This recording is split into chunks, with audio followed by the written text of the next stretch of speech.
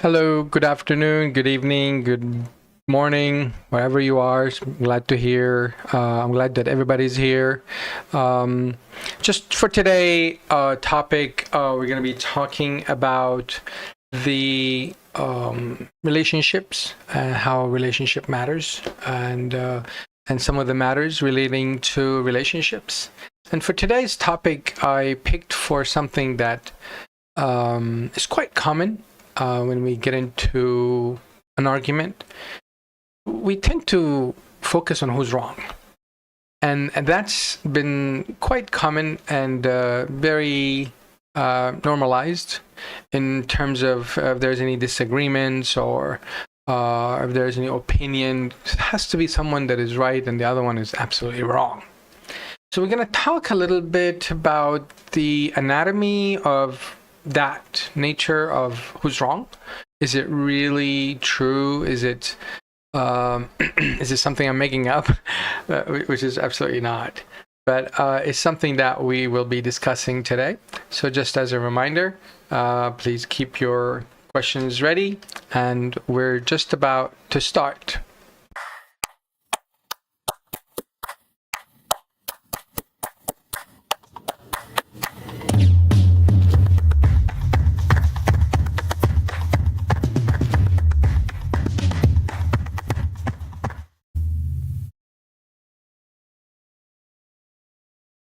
All right, so who's wrong?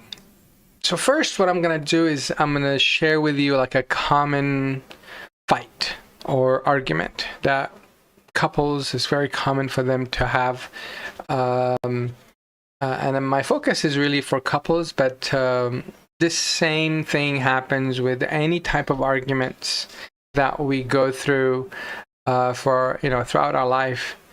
Even driving, somebody cut you off, somebody making a mistake. It's pretty much the same anatomy of who's wrong, and that's why I picked it, because it's really common. But I'm just gonna pick a small incident, like I'm gonna make up a case that might have happened or commonly happens between a husband and a wife, or between a parent and a child.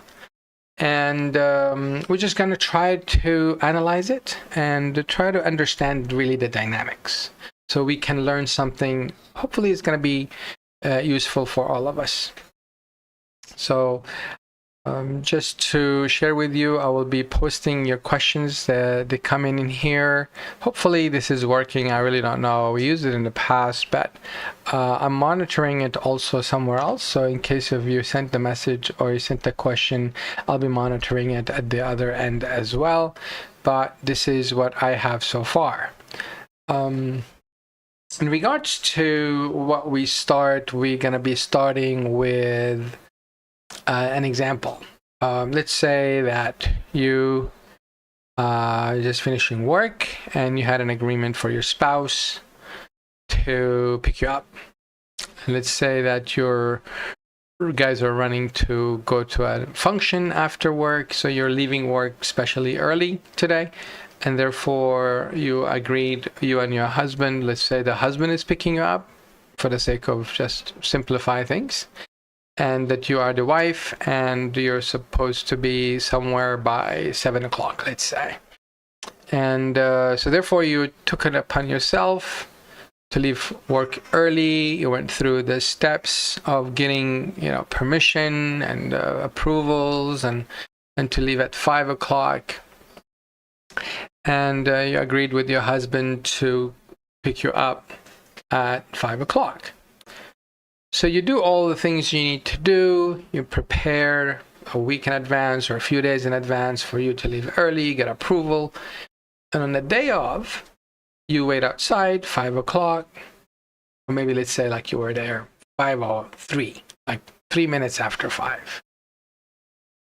And waiting for the husband. Throughout your travel to the front of the building, let's assume that you're meeting him at the front of the building. You're telling him, I'm leaving now, I'll see you shortly. And you're keeping him updated throughout. So in return, he's not responding.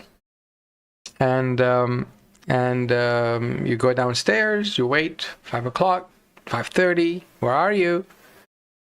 Still no response. 5:45, 6, 15 after 6, still every 5 minutes you send a message and there is really no response. And around 6:30, a little bit later, after 6:30, he starts to show up. At that moment, you're no longer thinking safety. He did show up. So if you were concerned about safety, that all disappear once you see your husband safely arriving at your location with the car is not a dent on it. So you're thinking, I was like, what happened? I'm just been standing here seeing my boss walking out. I've been chasing him to get this approval to leave early 1 hour. And he just walked in front of me and he said, oh, you're still here. And all of these feelings and all these buildings and, building inside you, and your husband is coming in and he's, ready to pick you up. Now, if you were to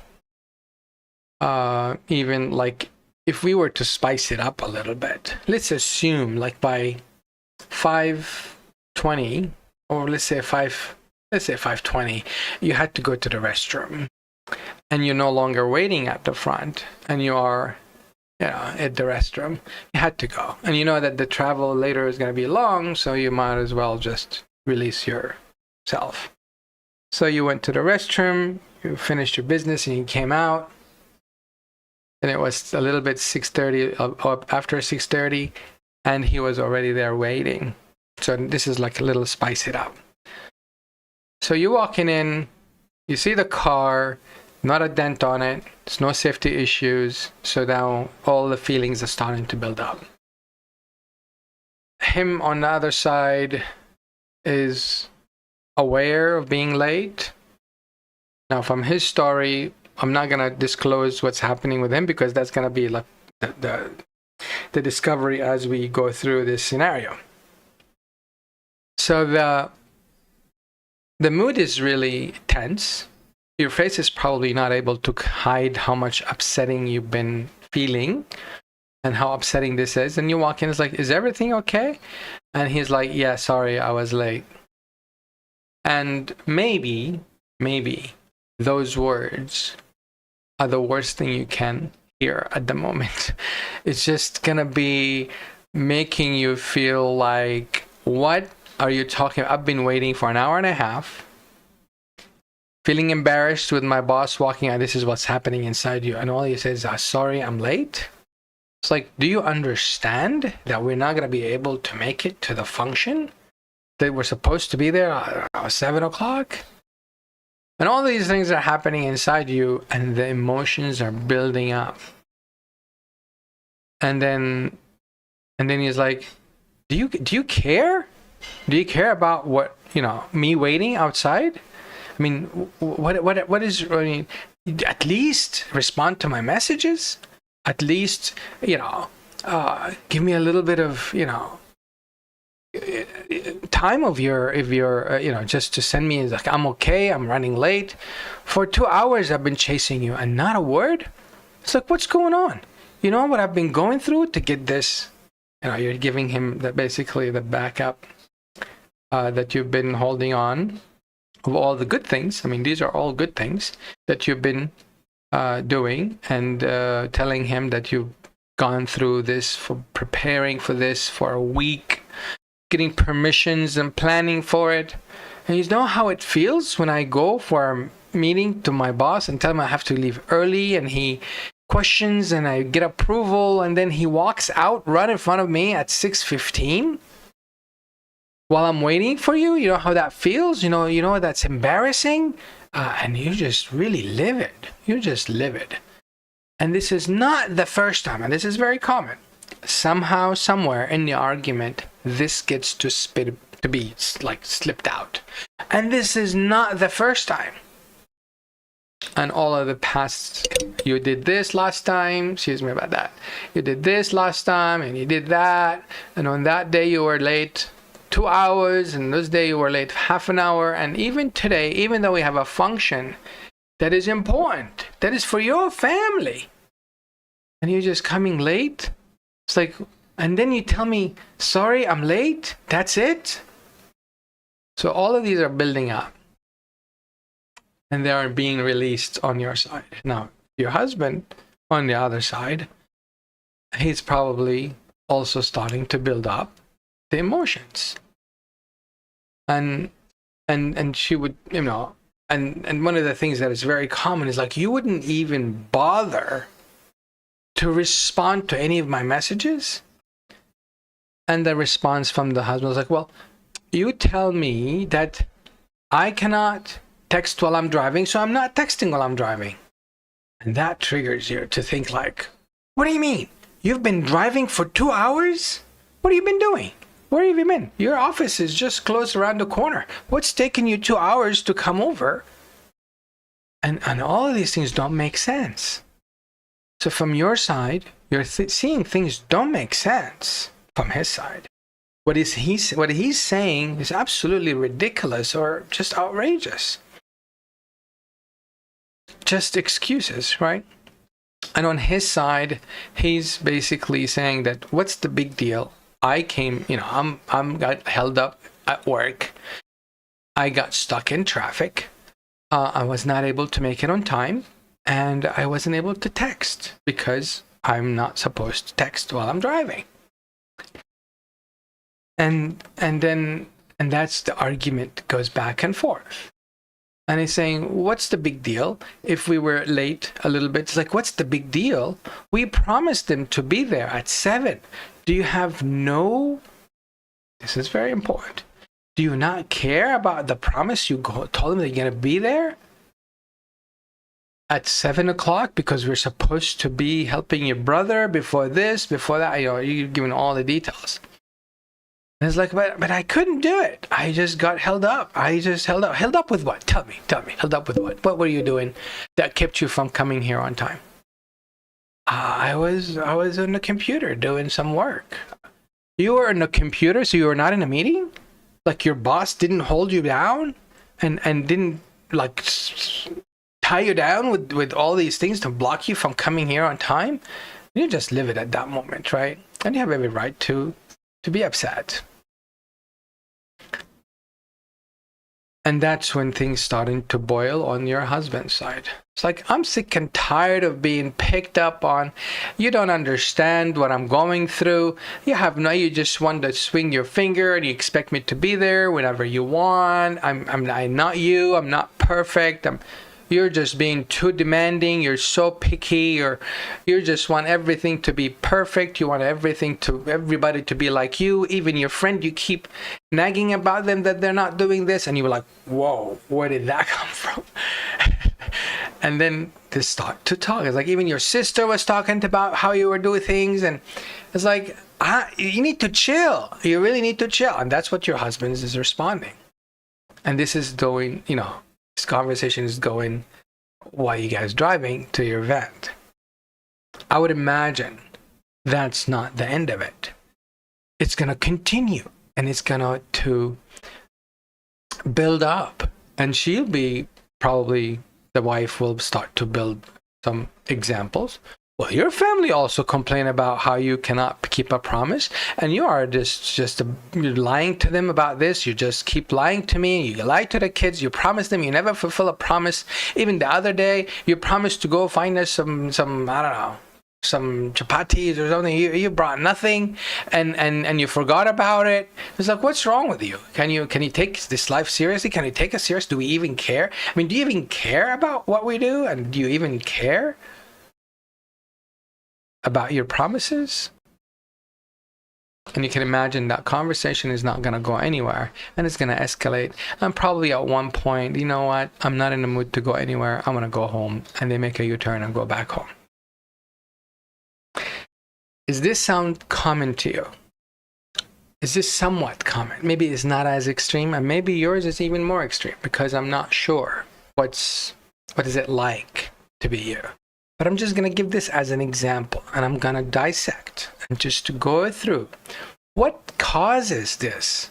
What causes this argument to go back and forth between the couple, and it just doesn't go anywhere? Can you imagine Can you imagine if he had his children in the back seat and the children are watching all of it? And let's say the children range from, I don't know, 5 to 11, 12. That's a recipe for disaster. So how do we go about that? What can we learn from this situation? Well, in order for us to learn how we manage this situation, we need to understand. The most important thing we need to understand is us. What is causing us to behave this way? What is so difficult about these conversations that almost always, if not always, go down the drain and a fight comes up and there is going to be a cutoff, no talking for a few days or maybe a week. Just the whole house is just electrified, very highly charged. Even the children don't even know how to behave around you or your spouse. This sounds familiar? Stick around. We're going to be going more details about what's happening in this kind of talks or this kind of arguments, because we're going to dissect it. We're going to dissect this. Let me see what's going on here. Okay. We're going to dissect this incident and look at it from a psychological point of view, but it's not really complicated. I'm just going to try to simplify it for you guys as much as possible so we can just break it down to a few parts. So I'm going to go through 3 parts. So I'm going to talk about part 1. Part 1, I'm just going to look at the anatomy of this scenario of who's wrong. So in that scenario, who do you think was the wrong person? Who was wrong?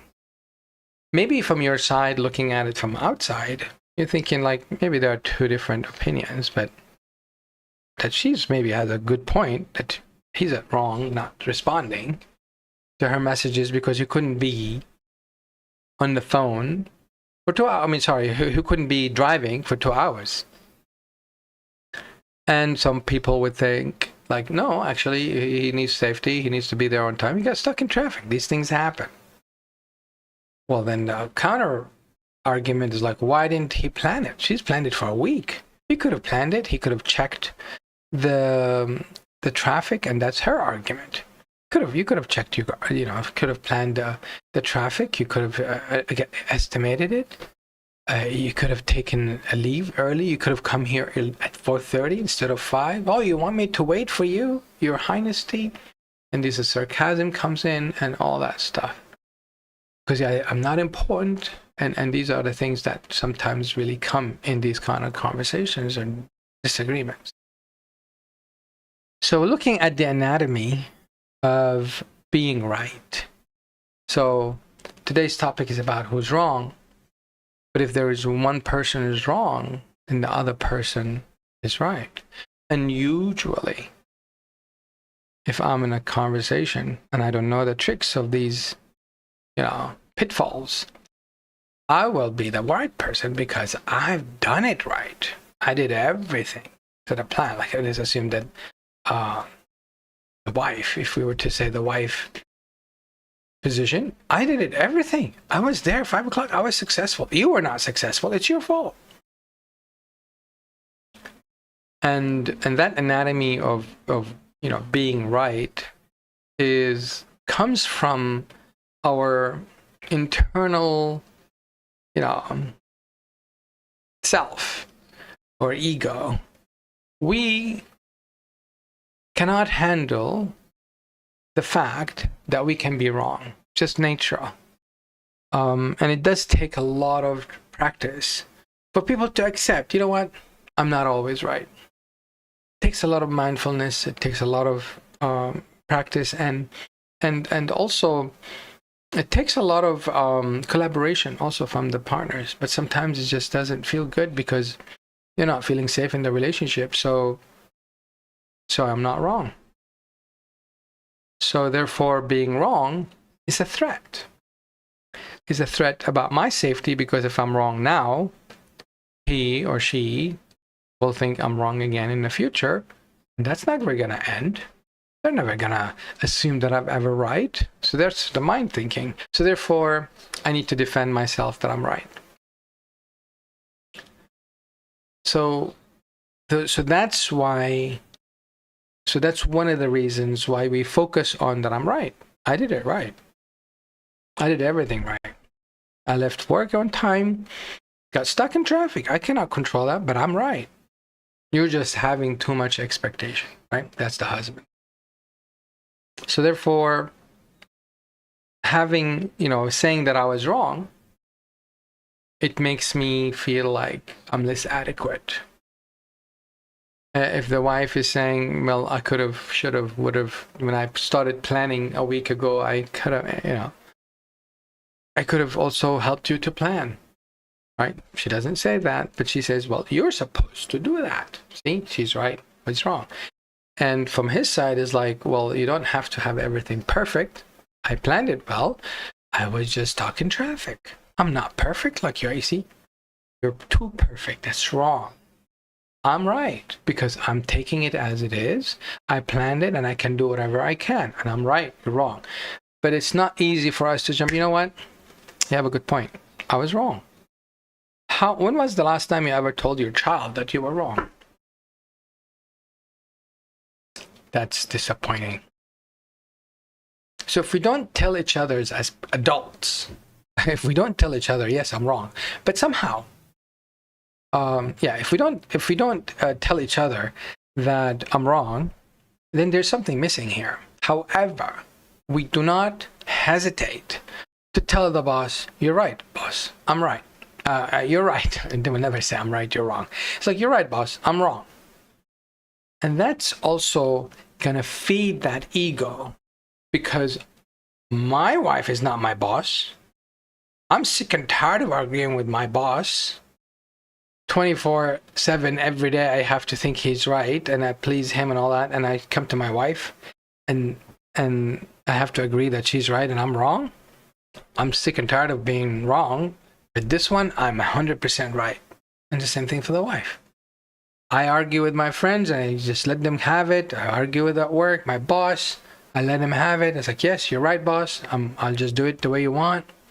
But with my husband, he doesn't own me. He doesn't own me. He doesn't, I have my own money. I make my own money. He's not my boss. So therefore, he's wrong. And I'm going to hold on to my ground, put my foot down that he's wrong. And that's really what happens. That's another layer that puts this being wrong, makes you feel vulnerable.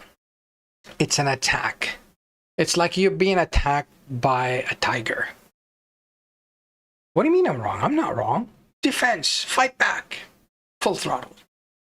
So this anatomy is talking about, and that's the root, really. That's the psychological root that comes down to feeling that threat. And that threat that I'm wrong makes me feel unsafe. And therefore, I don't feel good when I'm unsafe. Therefore, I need to push back to feel safe. Because we see that the other person's point of view, when they disagree with me, we see their point of view is right. And therefore, then if they're right, then I'm wrong. Then we defend like, no, you're not getting it right. You're the one who was wrong. And you're not fully right, but I was right. So that brings us down to the need for validation.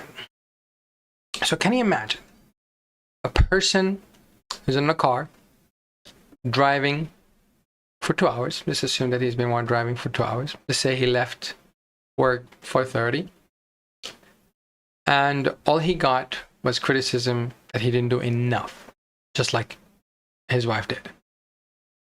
And let's look at it from the wife's perspective. She had planned it for a week, and all she got, sorry, I'm late. That's it. There's no validation that she did all she did for a week of preparation to be on time. And from his side, there's no validation that he's been driving for 2.5 hours maybe, and that he left early, but he just got stuck in traffic. So there's no validation. So the need for validation is going to block us from admitting that you're right. Because I haven't gotten my validation yet. So there is a fear of accepting the fact that I'm wrong. And there is the need for validation. Believe it or not, we do. We all need validation. And especially for a couple married for 10 years going through the same thing, they're just going to break. It's just not going to hold on. It's just going to snap at one point or another. So, so this validation, and that's why we need this validation. This validation is going to help me feel seen by my partner. This validation is going to help me see that, you know what, my partner respects me, respects my effort, respects that I am careful for him and for his family. But the way he's behaving, he doesn't deserve any of my planning. Right? It's very common. And this brings us to the second or the third point, which is intent versus impact. Each one of them, 100% without any doubt in my heart, they have the best intention. But how is it coming across? Brutal. Brutal, very hurtful, criticizing, sarcasm. It's just maybe even name calling, lying, and this. Giving examples about your friends even mock you. All of that is just very toxic conversation. It's just that because we haven't gotten that, the root, I didn't understand that root, that being wrong makes me feel vulnerable, so therefore I need to defend being wrong, and therefore I am right. And the fact that I do need the validation makes me feel like I do exist in this relationship. It's not just about you. So, and then again, that intention is, well, pure. How does it come across? Toxic. Right? So there's a saying in Chinese, like the pure heart and garbage, coming out of the mouth, something like that. Don't quote me by that. I just learned it a while back, but I don't remember it, to be honest, fully. But that's the intent and the impact. And if you have any questions, I'm not sure if this. I guess I'm looking at it here, and no questions so far. And look forward to getting some questions, because honestly, the questions, the more questions you guys ask, the better I become. Because there are certain things that, with all due respect, I do assume that or with certain things that maybe I just don't go deep inside because it's just the flow doesn't allow me to go deep or pause. But I invite you to challenge my thoughts or whatever I'm saying. And like last time, somebody was asking, like, if I were to be the listener and my partner is talking nonsense, they're absolutely not true, how do I cannot be a listener. I need to correct him. And that's the difficult part of listening, right? I did touch about that. But I only touched on that because of the question. So therefore, I really invite you all to ask. And here is a little gift that my team and I were planning, is to allow anonymous questions to be sent. So once we show this video, we're going to show a QR. And in the QR, you scan it, you'll go to a secure location, a secure link, and you can type your questions. You can type your interactions, and no one knows your identity. You can say whatever is in your heart and speak out your mind. And you can share a whole scenario if you want. No one will know who you are, but it depends if it's detailed. People might know. But you can always share a question or something, and then you'll be anonymous. We will see it here. We will share it. So, and then I will be able to respond. So you don't have to use the YouTube messaging part because it's kind of private sometimes. and I invite you all to stay tuned for that. Hopefully it'll be ready by next week. We're testing it this week, and it should be ready. I mean, inshallah, that it'll be ready by next week for everybody to engage and contribute to, using, questions and all. I know next week is going to be a holiday. We're just going to do the talk anyway. Hopefully you guys can gather around, you and your spouse, you and your children. Maybe they ask questions. I really don't know how comfortable you feel about your children watching this material, but at least I invite you to maybe just sit with your spouse and watch this video at 8 o'clock next week. More than happy to address your questions accordingly. To be honest, I don't remember the topic for next week, but I know I have it planned, but it should come to me shortly. All right, so let's go talk a little bit about part 2. Same scenario, the same situation, and we're just going to talk a little bit more details. We're just going to talk more about the patterns and the subconscious. So the subconscious and the subconscious mind and the common patterns. So you can see a pattern there that I did mention, and that some of you might relate to, and the common message, or the common statement, is that I'm not the problem. I did everything I can. I've been here, I was here, I left on time, I did my part, I got permission, I got stuck in traffic. I'm not the problem. You're the problem who's being picky. And the wife is saying, well, you're the problem because you're not able to make... When was the last time? Tell me, when was the last time you were ever on time? See, this is invalidation, that he is trying to do his best. And when he says that, oh, you're so perfectionistic, he is invalidating her for being caring about his character and his reputation. But she's not saying that. You see, the pure intention is here, but it's not spoken. So we need to learn how to speak it. And what's blocking us from speaking is that pattern that we got stuck in. And very likely, with all due respect to all your parents, very likely we picked it from our childhood. Could be from parents, or it could be even from teachers. It could be from the society, or it could be from Netflix. I like saying that. Okay, so the problem is not me. So therefore, I'm already defending me not wanting to feel vulnerable anymore.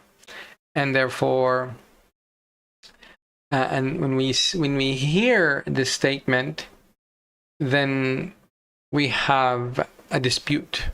It's not my problem. I'm not the problem. So therefore, now we have a duel, right?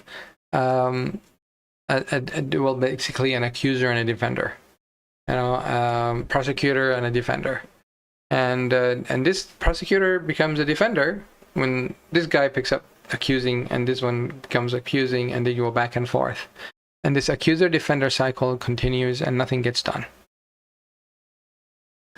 And all this going, and all this going, and the fighting keeps going, even when both of them know that this is wrong.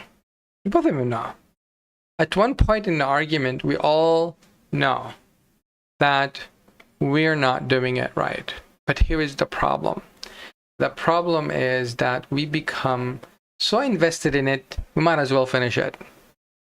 It's too late to back up, to back off. So let's just finish it up. And I'm already putting so much energy. I'm already triggered. He already made me upset. She already made me upset. I might as well just continue the arguing. And I'm not going to back down because I'm not wrong. I'm not the problem. And with that being said, what's happening at that point, the subconscious is keeping track.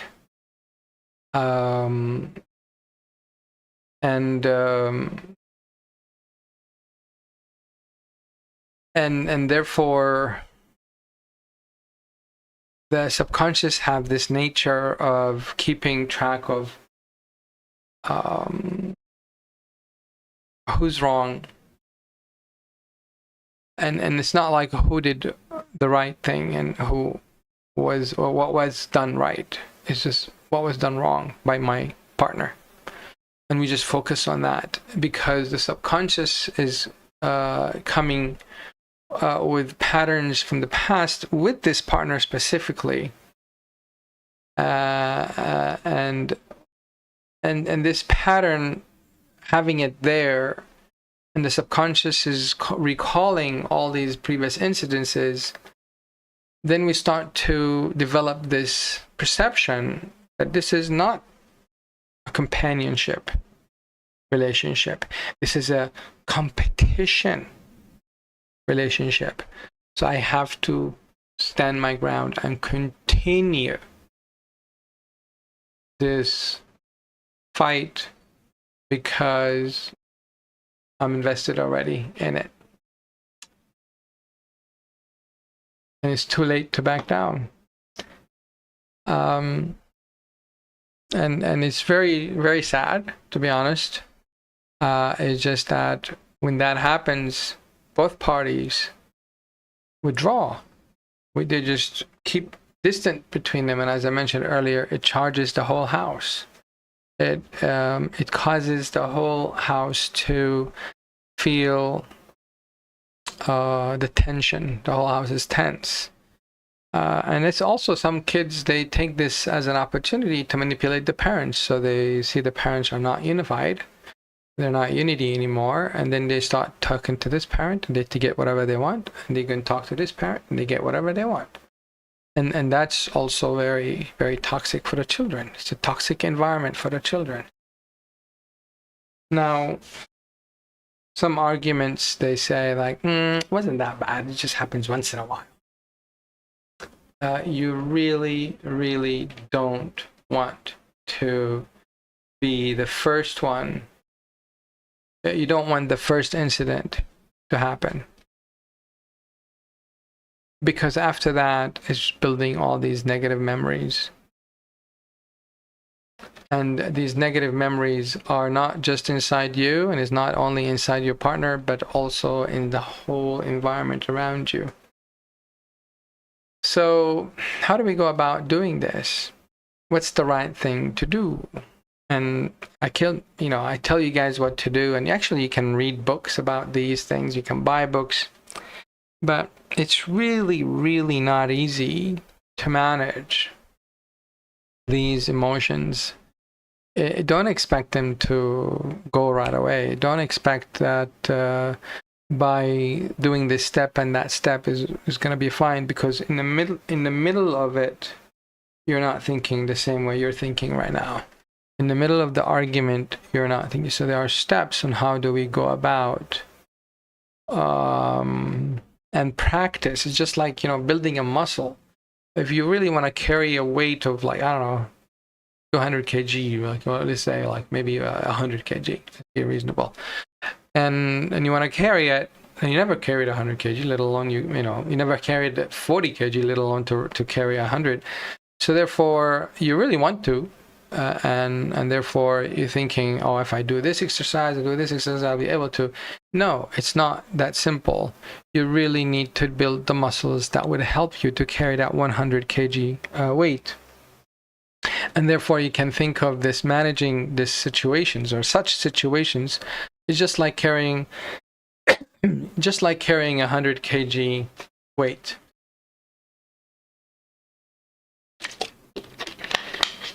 Excuse me. And with that with that basically makes things a bit more challenging to meet that goal that you want for yourself and for your partner. And that's why sometimes I really need to be, I always remind my audience and people to be mindful that not to put expectations to do what I say. But I'm sharing this information of the opportunity, what you can do once you learn these skills. Learning these skills, just like going to a gym, do not expect muscles the next day or the next month or even 6 months down the road. You need to be in a gym for a few years to be able to build a 100 kg weight. Not saying that you're going to be for a few years in therapy, but you do need to put your expectations more reasonable. The patterns that you bring into the relationship, the upbringing, the norm of behavior, the norm of how you interpret things and how you look at things, you're bringing to the relationship, and that's the clash. That's the clash, and you're bringing your vulnerability, etc., etc. So if we were to go to part 3 in today's topic, which is going to be, how do we bring this finger pointing, it's your fault, it's not my fault, and we change it to connection? Because most of the time when these things happen, as I mentioned, there's a crack. They both withdraw, but they don't sit down to think about, so can you help me understand what is it that you did? Can you help me understand, like, how did that go for you? How did I come across, right? And start to listen. So when these kind of questions, and you're listening it from your partner, and they say you were sounding aggressive, very unappreciative, or not appreciating what I'm doing, not appreciating what I said, all these things, as a listener, it's like, of course I did appreciate. So you're not listening. You just need to listen. You don't need to say, of course I didn't appreciate. No, you did not come across the intention versus the impact. So the impact was severe on the other partner. So when the other partner tells you that you broke every glass in my windows with this just conversation, it's like, what? I was really very loving and caring because of what I said. Intention versus impact. So therefore, we want to turn this blame, finger pointing, and how we bring it to become a connection. So we need to, because we have two people, right? And we have a problem. So usually the problem is not me, so therefore it's the other person. The first one of the most important things that we need to do, we need to differentiate us versus the problem. So the problem is a third party. So there's us and there's a problem. There's a problem. How do you define it? Then we can talk about it as we. What is the problem? So when it comes down to this knowledge that I'm sharing, some people might become aware of it. I was like, yeah. And then they hear it from these kind of talks. And I was like, yeah, well, I cannot relate. It's not realistic. Not for me. And then they start to see the same pattern of what I mentioned here. And they see it with their relatives.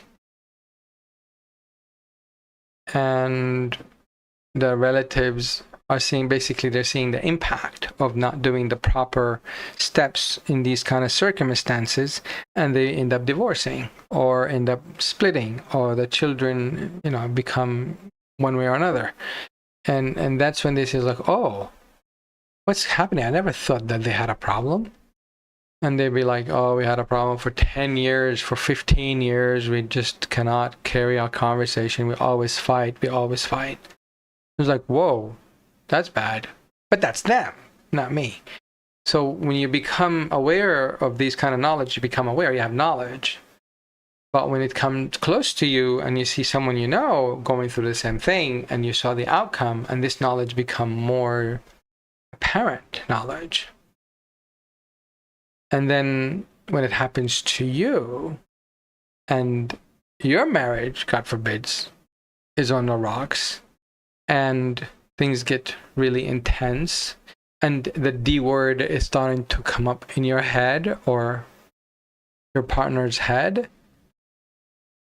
and that D word becomes a reality, and that's when you know, or 100% sure, what we're talking about here is a problem. So it's really up to you, and wait.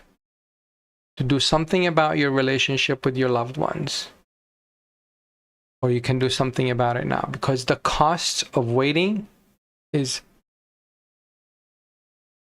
incomprehensible.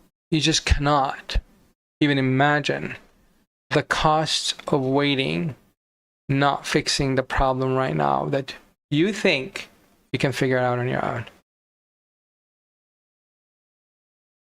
Waiting is not on your side. That is 100% sure. I know that for a fact because I see it almost every day. So therefore, when we are in a disagreement, we need to isolate the problem from us. This is a problem that you and I are having. A problem. Not you are the problem, I'm not the problem. This is nonsense. It's very brutal when you say that. It's just not going to be helping the relationship.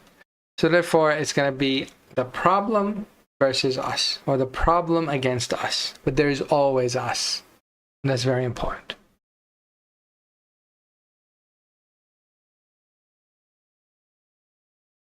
So once we start thinking like that, we start to see our partner differently. We start seeing our partner in a different set of glasses. And it gives us the ability to have action.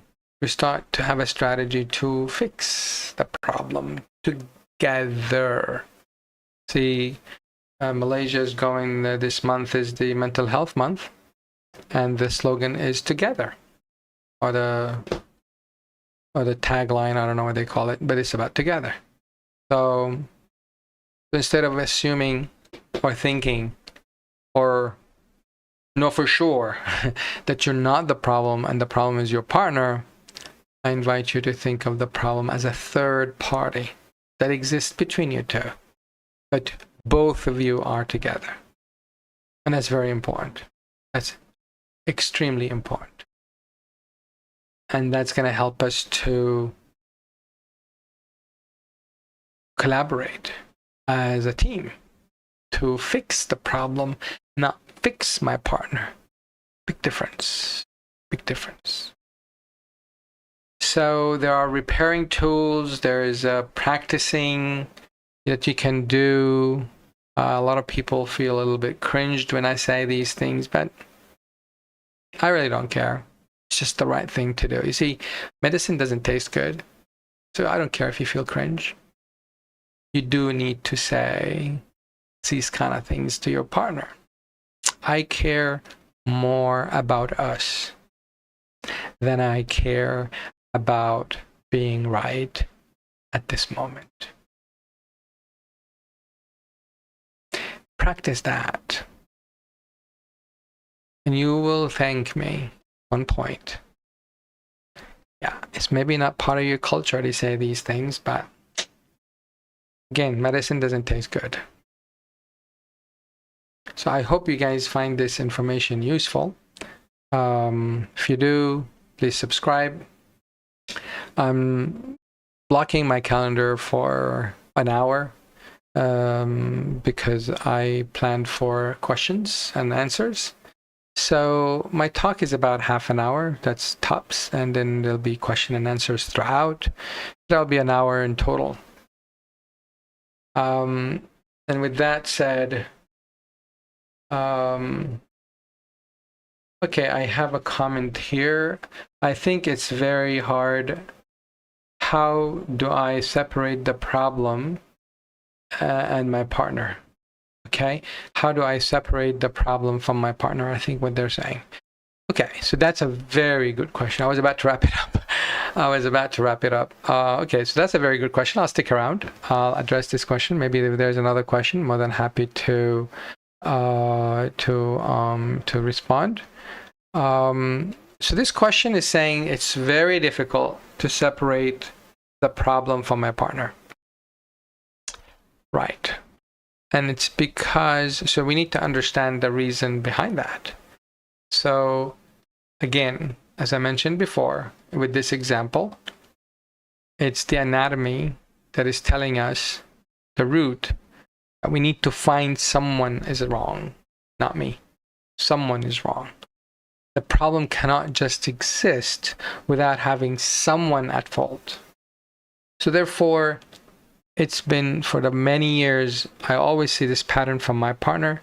It's their fault. So how am I supposed to, be able to separate that problem of being late for the sake of today's example? How am I supposed to separate that problem that is not my husband? My husband is doing it. For sure, he's the one who was late to pick me up. It's not someone else.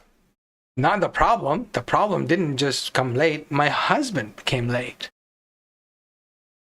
Agreed. But the problem is not your husband. Same thing with the husband. It's like, but I did all the things I've done. I did my part. I planned for all things. She's just being picky. If she's not picky, our life would be happy. She's the problem. The problem didn't pick on me. It was my wife that picked on me. Well, you continue thinking like that, of course, we're never going to separate the problem from my partner or from your partner. But that's really where it's really needed to be, mentioned, that as much as you need validation, your partner needs it. So it's just a matter of who does it first. If you were to break that cycle of blaming, you will recognize the problem. But as long as you are inside that cycle, spinning cycle like crazy, and you're not able to stop and think outside the cycle, you're not going to be able to see the problem, but you're going to see your partner as your problem or as the problem. So as much as you would like to be validated for all the plannings and all the preparations and all the efforts and thoughts that you put to be on time, but you weren't, your partner needs just as much validation. Because it's not because they're insecure, and this is very common. Oh, you need validation, that means you're insecure. No, I'm not insecure. I just don't feel I exist in this relationship. Because it's always about you. Because you're always the right person. And I'm the problem. Well, you know what? I'm no longer the problem. You're the problem. And this doesn't end. So if I recognize that my partner needs as much validation as I do, then I can start to validate my husband. I can start to validate my wife. I'll start. I was like, you know what? I take it back. I was wrong accusing you for not doing enough. I was wrong for telling you that you're too picky or too, OCD, need everything to be done the right way. I was wrong to say that you didn't leave on time. I was wrong to blame you for, staying late at work because you're really providing for the family, and I really appreciate all the things you're doing.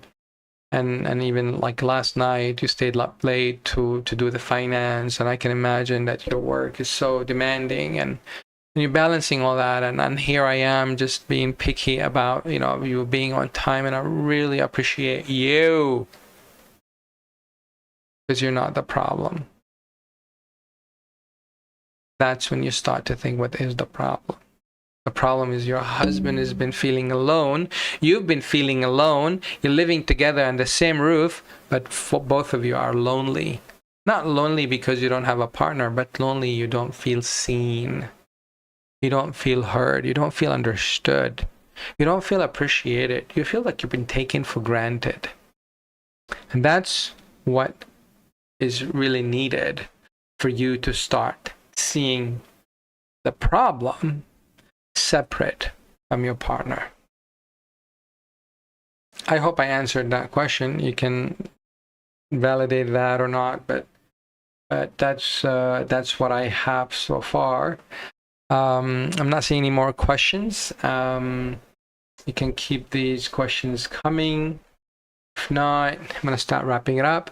Look forward to talking to you more about these topics next week, Wednesday. Same time, 8 o'clock, Malaysia time. I know this is going to be a holiday, but I'm just going to do it anyway to be consistent. And hopefully you guys can tag along, get some popcorn or something. I don't know. But more than happy to share with you these kind of proactive measures to help you without going to therapy, to help you with your relationship with your partner. And I truly hope that you guys practice the statement I mentioned earlier. I don't know if you remember it. I would like you to hear it again. I care about us, right? I care about us more than I care about me being right at this moment.